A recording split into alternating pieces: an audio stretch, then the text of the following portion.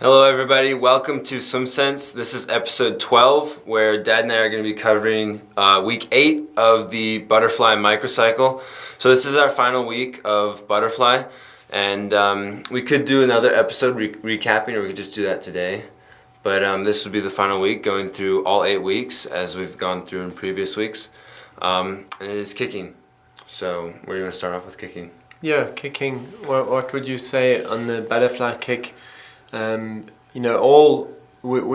say there's only really two propulsive kicks. The one is breaststroke kick is propulsive, and then your underwater kick, which we'll show you. We've brought the TV back again because someone commented that it's by popular demand. Yeah, it's they'd like it back. So we'll show you pictures of Michael kicking and so you can see, the underwater kick is propulsive and the breaststroke kick is propulsive.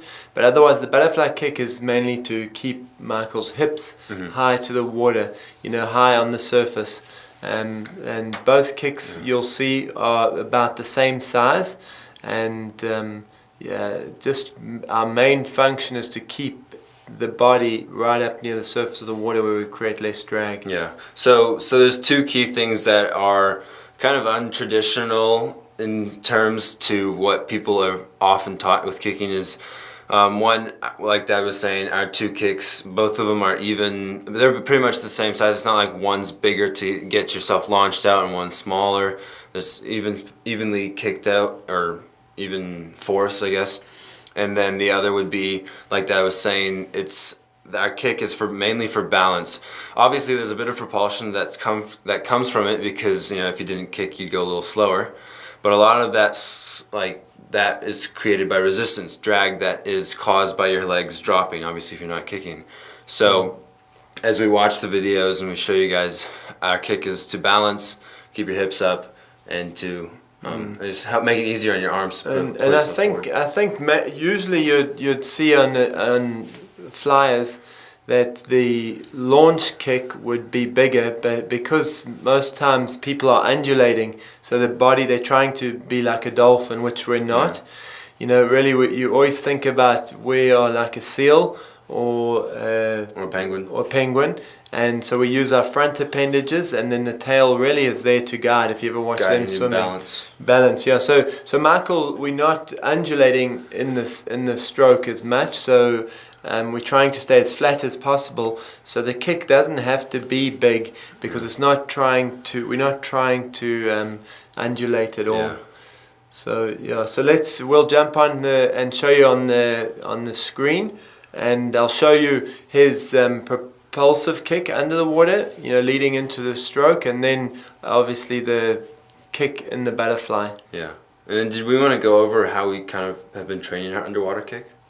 Yeah, we could. We'll do that at the end. So we're down in Orlando, and Adidas was doing a photo shoot with Michael, and so I dropped the camera in the water, and this is his underwater kicking, and you'll see that this is a propulsive kick. Okay, I'm going to take him back. If you watch, one thing that's really important on this kick is watch how small the arc is. So we keep that kick inside the body line, okay? So it's really small, up and down. The larger the kick gets, the more propulsion you'll create, but obviously the more drag. And you'll see that kick as it sweeps through. See how that foot bends? So you can really flick and sweep, and he's kicking up and down. Okay, the next really important thing off that kick is watch his upper body, how flat it stays. So we try and keep the whole body as flat as we can, because obviously if you undulating that body, you'll create resistance and drag. Okay, so this is very fast underwater. Okay, last one, we'll let it play through. So that's your propulsive underwater kick. Okay, so here we have Michael in the butterfly. Okay, and you'll see always we're watching for the hips right on the surface where the less drag is created. If that hips drops down, we're going to create a ton of drag. So we're always looking to hold that body line, remember? Head slightly lower than hip. Okay, so here comes his launch kick. Okay, as he's driving through, there's the launch kick. Boom. and its function is to keep those hips up high. And this is the most propulsive area right here. Bam, where he drives, the launch comes, and then here comes the recovery kick. So about the same size. I'm going to go back and show you. Okay, so there comes launch kick, boom, and recovery kick. Okay, so you can see the launch is a little bit more powerful than the recovery kick, but on both kicks the function is to keep those hips up. And if you watch how well let's play it really slowly, you'll see stays up, stays up.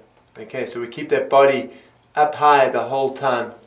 Okay, and we'll watch one coming from the front. Okay, maybe I'll take him back to the dive. So you see he's underwater, you'll see very little undulation on the upper body, and then he's flying through that kick, nice and small inside the body line. And then there's your launch kick, and then you don't really see the recovery. There it is. Okay, launch and recovery. Okay.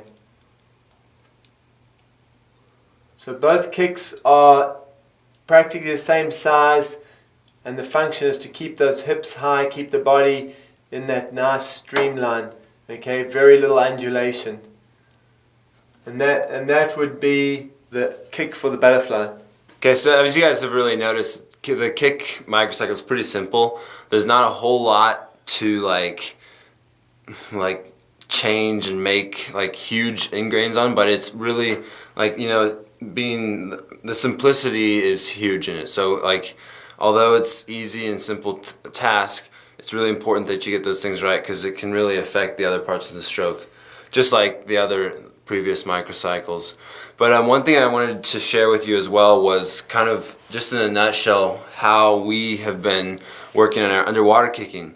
And the truth is, we realized that a lot of, like with watching NCAAs and a lot of other age group swimmers that I race against, and even the guys we race against in the World Cup and around the world, is if you have those fast underwaters, it's like a fifth stroke. You know, it's that special element that really can help you win races, and it's something we've been working a lot more diligently.